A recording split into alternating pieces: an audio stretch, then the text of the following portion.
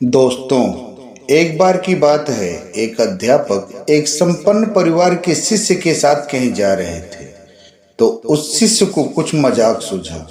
उसे रास्ते में एक गरीब मजदूर के जूते दिखाई दिए।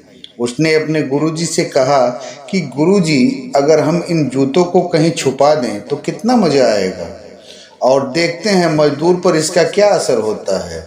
अब उसको तो मजाक सूझ रहा था, लेकिन गुरुजी ने कहा, नहीं, गरीब इंसान के साथ में इतना भद्दा मजाक करना अच्छा नहीं होता है।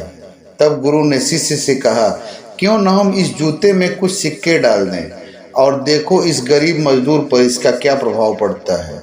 और उन्होंने ऐसा ही किया। जैसे ही गरीब मजदूर अपना काम करके लौटा और एक पाँव अपने जूते में डाला तो उसे कुछ कठोर सा महसूस हुआ।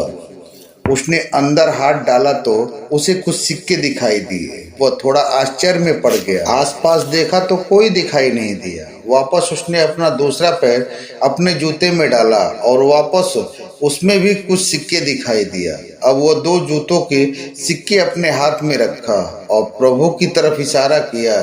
प्रभु, पता नहीं किस भले मानुष ने यह सिक्के मेरे जूतों में छुपा दिया, लेकिन जिसने भी ये सिक्के छुपाए हैं उसको मेरी दुआ है, ताकि इन पैसों से मैं अपने बच्चों और पत्नी के लिए कुछ खाना और दवाइयाँ ला सकूँगा।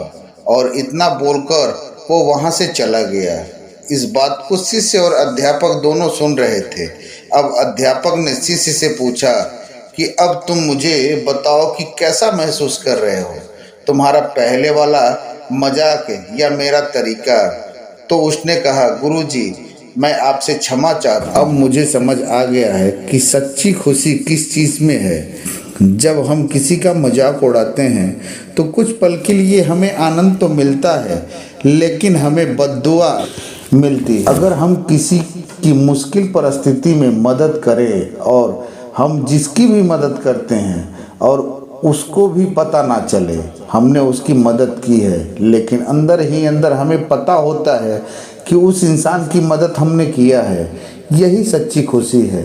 इसी तरह खुशियाँ बांटते रहिए, लोगों की मदद करते रहिए, क्योंकि किसी के साथ कुछ भी नहीं जाता है। बस अच्छे कर्म ही इंसान को जिंदा रखते हैं। और ये कोई ज़रूरी भी नहीं कि आप अनिवार्य रूप से इतने रुपए की मदद करनी है, ये ज़रूरी नहीं, क्योंकि सबकी अपनी अलग अलग ज़रूरतें होती हैं। और कोई ज़रूरी भी नहीं है कि आप पैसों की ही मदद करें।